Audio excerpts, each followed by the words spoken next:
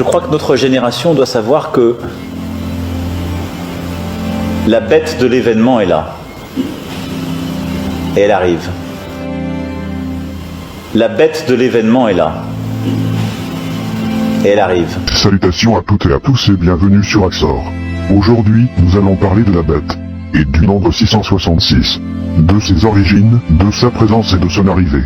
Nous allons aussi parler de la marque du diable. Si vous suivez la vidéo jusqu'au bout, vous aurez aussi mon point de vue sur ce sujet. Je vous invite aussi à partager ou à donner votre avis que vous soyez d'accord ou pas. Je rappelle aussi que mes vidéos ne font que dénoncer les complotistes et ne font pas de moi un complotiste. Je vous remercie pour votre compréhension et je vous souhaite un bon visionnage. Mais en fait, l'autre situation idéale, c'est une ville qui soit en quelque sorte la capitale planétaire d'un univers. On peut imaginer un gouvernement mondial à Jérusalem, puisque c'est là où serait le point de rencontre de tout le monde. Mais ce qui est aussi le plus vraisemblable, c'est en même temps, est-ce qu'on n'est pas en train de détruire l'influence palestinienne en modifiant cet équilibre géographique? Oui, bien sûr. Bien sûr, la stratégie israélienne, c'est de créer les conditions de l'impossibilité d'une ville arabe. C'est pour ça que... Alors que la population arabe devient de plus en plus présente et importante dans la ville. Dans la ville, mais en même temps, elle est mêlée avec d'autres. Et puis, il y a aussi la solution qui consiste la plus vraisemblable à ne rien faire. On le voit dans les dernières négociations qui ont commencé récemment entre les administrations israéliennes, américaines, palestiniennes, avec l'idée de on va tout régler dans le conflit du Moyen-Orient, sauf deux questions, celle des réfugiés et celle de Jérusalem. C'est-à-dire que Jérusalem ne sera pas la première question réglée, mais la dernière. C'est pour ça que d'ailleurs, dans la tradition juive, on dit beaucoup que la paix à Jérusalem est la condition de la venue du Messie. Le Messie arrivera par une certaine porte de la vieille ville et il arrivera soit pour faire la paix, soit que la paix soit faite. Donc véritablement, il y a une dimension en quelque sorte utopiste, messianique ou utopiste, de Jérusalem comme lieu de la paix. En fait, les espoirs de paix dans cette région sont liés à ce qui se passera à Jérusalem même? On a souvent dit par exemple que le Liban serait le deuxième pays après l'Égypte à faire la paix. Pas jamais le premier. En fait, on se rend bien compte que le Liban sera le dernier pays à faire la paix. Et bien là, de la même façon, je pense que Jérusalem sera le dernier problème résolu. Parce que personne n'a intérêt à céder, ni les Palestiniens qui ne reconnaîtront pas l'indivisibilité israélienne, ni les Israéliens qui n'accepteront pas. Donc je pense que le statu quo est le plus vraisemblable, même si on peut imaginer, rêver d'un Jérusalem devenant capitale de la planète, qui sera un jour unifié autour d'un gouvernement mondial. C'est un joli lieu pour un gouvernement mondial. Merci Jacques Attali, à la semaine prochaine pour notre conversation d'avenir au Palais de Tokyo. Est-ce que vous êtes en mission? Oui. C'est comme ça que je le vis. Je ne suis pas en train de faire une carrière. J'ai d'ailleurs jamais cherché vraiment à faire une carrière dans ma vie. J'ai poursuivi des objectifs, j'ai cherché à comprendre, à apprendre, à réussir des choses, à mener des combats. Je crois jamais avoir eu le sentiment que je faisais une carrière. Et depuis que je suis rentré dans le champ politique, je vis ça comme une mission. Il y a une dimension de spiritualité? Il y en a une. Et en tout cas, la conviction qu'il existe une transcendance, oui. Quelque chose qui dépasse, qui vous dépasse, qui vous a précédé et qui restera. En ces circonstances exceptionnelles, où la nécessité d'agir s'impose à tous, j'appelle l'Europe à réfléchir sur sa capacité à faire face à l'urgence, à repenser ses règles, ses principes, en tirant les leçons de ce qui se passe dans le monde. L'Europe doit se donner les moyens d'agir quand la situation l'exige et non se condamner à subir. Si l'Europe veut préserver ses intérêts, si l'Europe veut avoir son mot à dire dans la réorganisation de l'économie mondiale, elle doit engager l'Europe une réflexion collective sur sa doctrine de la concurrence. La concurrence n'est à mes yeux qu'un moyen et non une fin en soi. Sur sa capacité à mobiliser des ressources pour préparer l'avenir, sur les instruments de sa politique économique, sur les objectifs assignés à la politique monétaire. Alors je sais que c'est difficile, parce que l'Europe c'est 27 pays, mais quand le monde change, l'Europe doit changer aussi. L'Europe doit être capable de bousculer ses propres dogmes. L'Europe ne peut pas se trouver condamnée à être la variable d'ajustement de toutes les autres politiques dans le monde parce qu'elle ne se serait pas donné les moyens d'agir. Et je vais vous poser une question grave. Si ce qui s'est passé aux États-Unis s'était passé en Europe, avec quelle rapidité, avec quelle force, avec quelle détermination l'Europe, avec les institutions actuelles, les principes actuels, aurait-elle fait face à la crise ? De la transformation de l'Europe tournée vers l'avenir et vers les peuples. Et la transformation de l'Europe autour d'une vision partagée est la condition d'un nouvel ordre mondial plus stable, apaisant les rivalités des puissances. Vous êtes ainsi appelés à devenir les ambassadeurs de la transformation de la France, à porter, à travers le monde, le message d'une France plus forte, plus unie, plus ouverte, désireuse partout où elle le pourra, de porter le flambeau de l'action multilatérale, du dialogue politique et de la résolution de crises. Cette transformation de la France que nous engageons a deux ambitions indissociables. D'une part, celle de nous rendre plus forts, de restaurer notre capacité d'innover, de produire, de réduire le chômage, en particulier des plus jeunes. Et d'autre part, celle de permettre à la France, au sein d'une Europe relancée, de tenir son rang dans un ordre mondial profondément bousculé. Et puis nous allons procéder à la résurrection d'une France indépendante en lien d'amitié avec le monde entier. Le grand retour d'une politique d'amitié et de coopération de la France avec la Russie, avec la Chine, avec le monde arabe, avec le monde musulman, avec le monde latino-américain. Nous ne voulons pas du choc des civilisations. Nous ne voulons pas du monde multipolaire. Nous ne voulons pas du nouvel ordre mondial qui nous entraîne à son choc.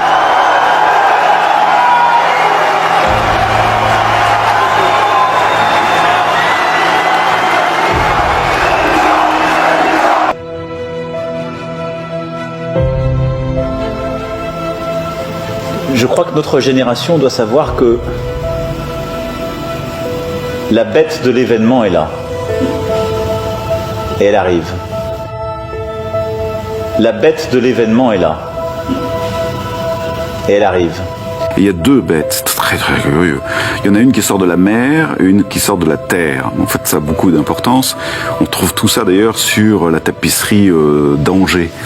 Très très bien illustré. Alors celle qui sort de la mer, elle a 7 têtes, 5 couronnes. Ça représente l'Empire romain. Et alors, elle n'arrête pas de blasphémer. Les têtes en question n'arrêtent pas de blasphémer. Et la bête de la terre, qui sort de la terre, elle incite les gens à vénérer l'autre. C'est très souvent interprété comme étant les empereurs romains et la bête de la terre, ceux qui encouragent le culte à l'empereur. Car depuis Auguste, les empereurs se font vénérer. Ils ont été en quelque sorte divinisés. Alors quand dans les alphabets grecs ou hébreux, chaque lettre, enfin un certain nombre de lettres, correspondent à des chiffres. Et donc quand vous écrivez Néron, que vous le transcrivez en hébreu, vous avez un certain nombre de valeurs numériques. Quand vous additionnez ces valeurs numériques, ça vous fait 666. Et donc ça veut dire quoi en fait? C'est qu'on nous met en garde contre le culte de l'empereur? Absolument, et en particulier contre le culte de Néron, qui est probablement celui qui apparaît comme l'image même de l'empereur terrifiant, parce qu'il a persécuté des chrétiens en grand nombre, parce qu'il leur a attribué la responsabilité de l'incendie de Rome, enfin bon, ça c'est... Et donc il est devenu l'image même de l'abomination pour les chrétiens. Voilà, et donc en effet c'est on pourrait dire presque l'incarnation du mal. Oui, c'est pour ça que le chiffre est devenu petit à petit le chiffre du diable. Exactement. Alors qu'à la base pas du tout, la bête n'est pas le diable. En effet. Sauf que, tout comme Néron, parce que c'est un empereur divinisé, se fait adorer, de même, Satan se fait adorer. Voilà, alors au chapitre 13 de l'Apocalypse, il est donc dit que cette seconde bête qui fait adorer la première, en plus marque les adorateurs de ce chiffre. Donc tatouage, scarification, on ne sait pas très bien, ou marqué au fer, c'est-à-dire il y a quelque chose ils sont blessés, marqués dans leur chair par ce chiffre de la bête. C'est très impressionnant de lire ça. Et donc finalement, ce chiffre 666, ça évoque ce combat spirituel que nous menons tous les jours, mais contre quoi finalement ? Alors, il y a un combat spirituel à vivre dans tout ce qui nous a servi. Voilà, tout ce qui tend à nous dominer, tel l'empereur, hein, il y a de l'emprise sur nous. Il y a quantité de choses qui sont nos maîtres, quoi. On en est même, on peut le dire, les esclaves. Mais ça peut être encore plus pervers que ça, parce que les addictions, on n'y voue pas un culte, alors que l'empereur, on y vouait un culte. Et il y a encore une nuance supplémentaire, la fortune. Voilà. Pourquoi il y a des gens qui gagnent des millions et des millions et qui en veulent encore? Pourquoi? C'est de l'asservissement volontaire. Et c'est littéralement un culte à ce point-là. Au verset Apocalypse 6, 7 et 8, on va lire. Et elle ouvrit sa bouche pour proférer des blasphèmes contre Dieu, pour blasphémer son nom et son tabernacle et ceux qui habitent dans le ciel. Et il lui fut donné de faire la guerre aux saints et de les vaincre. Et il lui fut donné autorité sur toute tribu, tout peuple, toute langue et toute nation. Et tous les habitants de la terre l'adoreront, ceux dont le nom n'a pas été écrit dès la fondation du monde dans le livre de vie de l'agneau qui a été immolé. Mais en fait, quand on regarde avec le contexte, on voit bien que ici, le Seigneur nous dit, au verset 7 particulièrement, que la bête fera la guerre aux saints et elle va les vaincre. Et donc, ça nous donne une indication que ce verset, il est vraiment à comprendre, que le Seigneur va nous dire, rappelez-vous que celui qui mène en captivité, eh bien, il ira en captivité. Un peu comme si le Seigneur nous disait, bien, écoutez, si vous êtes mené en captivité, celui qui vous aura amené en captivité, eh bien, il sera jugé, il ira lui aussi en captivité. De la même manière, si vous êtes tué par l'épée, eh bien, celui qui vous a fait ce mal, il sera lui-même tué par l'épée. Et cette deuxième bête, elle aussi, il nous est dit, en Apocalypse 13, il lui fut donné d'animer l'image de la bête, afin que l'image de la bête parlât, et qu'elle fit que tous ceux qui n'adoraient pas l'image de la bête fussent tués. Donc, il y a une redite de cette persécution. Alors là, c'est vraiment clairement désigné pour les saints. Là encore, il y a vraiment une persécution dès qu'il y a un manque d'adoration de la bête, et il est évident que tout enfant de Dieu fidèle, eh bien, il risque à ce moment-là la captivité ou la mort. La marque de la bête, les textes qui concernent cette marque.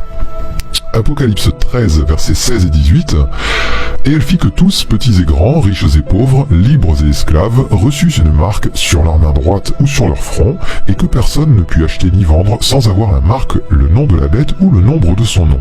C'est ici la sagesse que celui qui a de l'intelligence calcule le nombre de la bête, car c'est un nombre d'hommes, et son nombre est 666. Second texte, Apocalypse 14, versets 9 à 11. Et un troisième ange les suivit en disant d'une voix forte, si quelqu'un adore la bête et son image et reçoit sur le front ou sur sa main, et reçoit une marque, sur le front ou sur sa main, il boira lui aussi du vin de la fureur de Dieu versé sans mélange dans la coupe de sa colère, et il sera tourmenté dans le feu et le soufre devant les saints anges et devant l'agneau. Et la fumée de leur tourment monte au siècle des siècles, et ils n'ont de repos ni jour ni nuit, ceux qui adorent la bête et son image, et quiconque reçoit la marque de son nom. Texte suivant, Apocalypse 16, verset 2. Le premier alla, et il versa sa coupe sur la terre, et un ulcère malin et douloureux frappa les hommes qui avaient la marque de la bête et qui adoraient son image.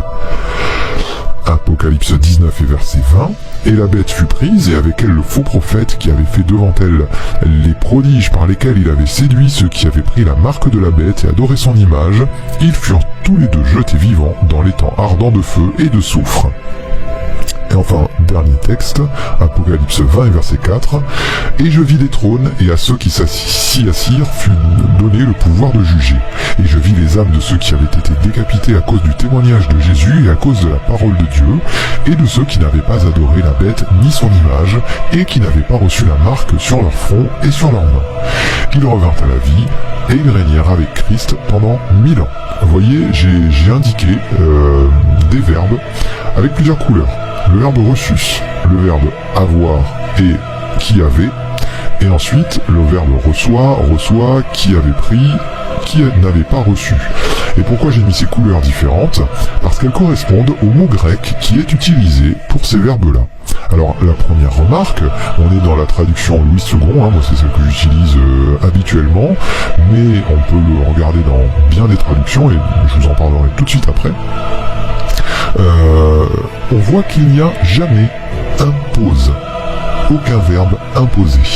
Et on va voir quels verbes grecs ont été utilisés, ce qu'ils veulent dire.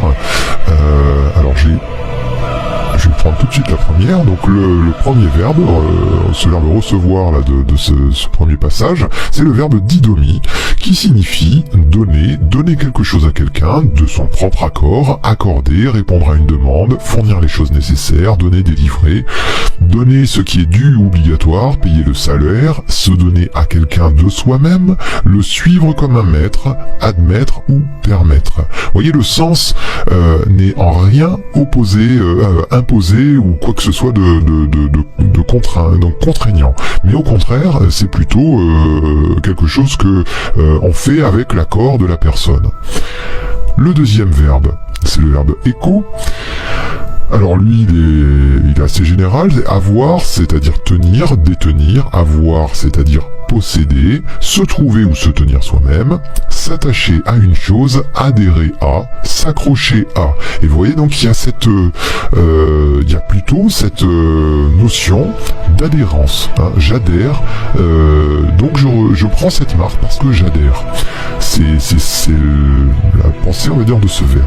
Le dernier, lambano, il veut dire deux choses. Il veut dire prendre et recevoir. Et prendre dans quel sens? Prendre avec la main, saisir une personne, une chose pour l'emmener. Prendre sans notion de violence, déplacer, emporter. Prendre ce qui est à soi, s'approprier, réclamer, se procurer, prétendre à, s'associer à un compagnon, un serviteur, admettre, recevoir, choisir, sélectionner, prouver quelque chose, faire un contrôle, expérimenter. Et recevoir ce qui est donné, gagner ou obtenir. Là encore, aucune notion de contrainte. Il y a d'autres verbes, il y a d'autres mots grecs qu'on a utilisés pour traduire le mot imposé dans le Nouveau Testament. Le mot imposé, vous allez le lire très souvent, enfin assez souvent, et on utilise des mots grecs. Alors je les ai pas reproduits ici, mais c'est pas du tout ces mots-là. Donc ça nous montre bien que à cet endroit, eh bien, il n'y a aucune notion d'imposer quoi que ce soit. Alors, ce slogan qu'on entend partout, l'Antichrist va imposer la puce électronique, je vous ai déjà parlé longuement de la puce électronique, mais on peut parler aussi du verbe imposer, eh bien il est complètement erroné. La marque se prend, elle se reçoit, elle n'est pas imposée. Il y a une adhésion ou une allégeance à la bête de la part de celui qui la reçoit. C'est en aucun cas il y a une contrainte, mais au contraire, c'est plutôt quelque chose qui est acté, qui est désiré. Fait d'avoir ou pas la marque de la bête est toujours lié à l'adoration de celle-ci. Vous voyez, ça c'est clair. Tous les versets, absolument tous les versets, mettent en lien cette marque de la bête et l'adoration de la bête. Donc on est très très loin de la notion d'imposer quelque chose sur la contrainte à ceux qui voudraient ne pas prendre cette marque, mais c'est absolument pas ça, bien au contraire.